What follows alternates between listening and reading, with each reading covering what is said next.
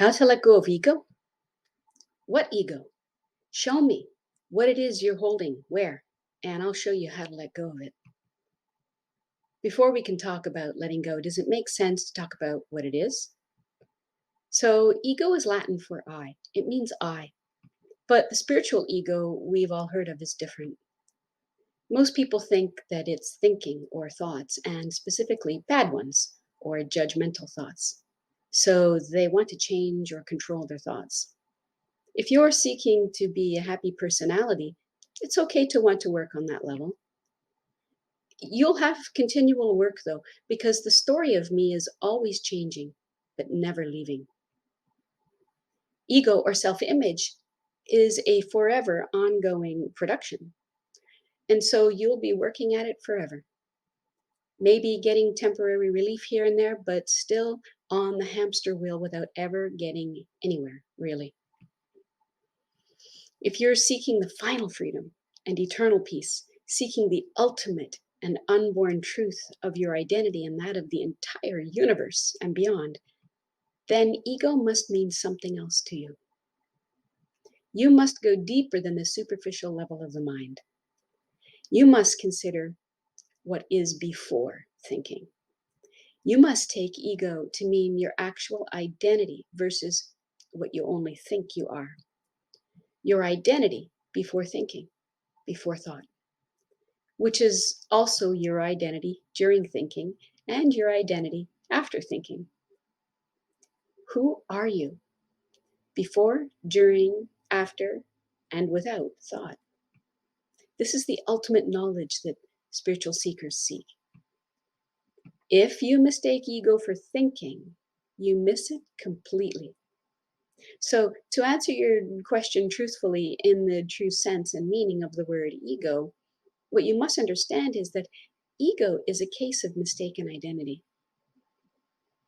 You made an error in your identity, and not knowing the truth of yourself, of your real self, you are now identified with and therefore living as thoughts, which you often don't like. Then you further mistake that you need to do something about the thoughts, about the thinking. So you see, you can't actually find an ego to let go of, because there is no such thing. Ego is not a thing. It's actually what you are not. It's what you are not, but it's something arising in the moment which you think you are, like a thought or a feeling. And so it's different every moment. But as a fundamental error, it's also a stored thought, which keeps resurrecting and running and playing as a temporary movie in the mind. And that error, that thought, and mini movie in the mind of me is a chameleon, always changing, morphing from mental story to story. Stories of being your thoughts, being your feeling, your personality, your past, your imagined future. These come and go.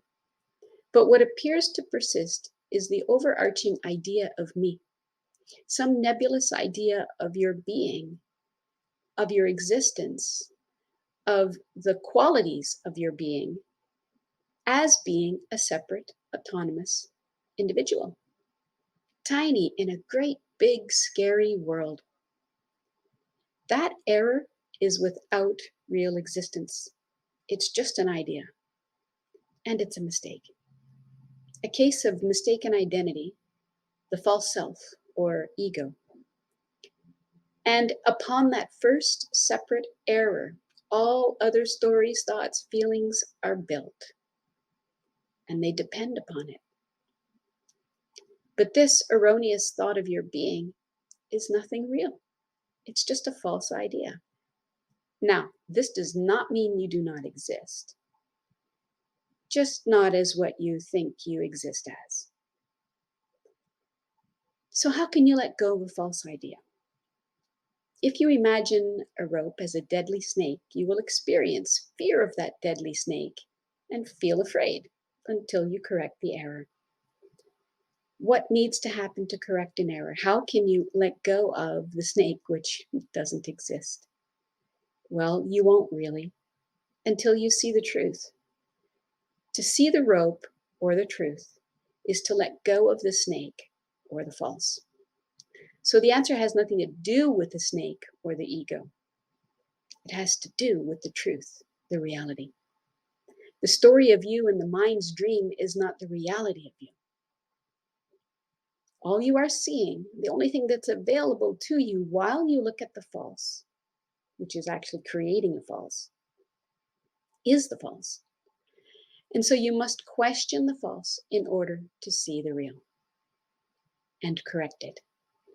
This is getting real. This is what all people who want to leave behind the mind for peace and harmony now, which is what comes when you do that, and who may also want the ultimate and final truth of identity, this is what they do. They get real. They swap the mind for the real moment, only because they have swapped the real moment for the mind. So they value the silence of the moment over the noise of the mind altogether. Not just some thoughts, all of them. So they can wake up from thinking, which is unconscious dreaming during the daytime. So that not only do they feel better, act better, and get better results in their life, but they are creating opportunities to realize the truth of their identity, which will end dreaming forever. So they have become reality lovers, leaving the story in the mind behind. And I hope you join us in devaluing the imaginary movie in the mind and valuing the real.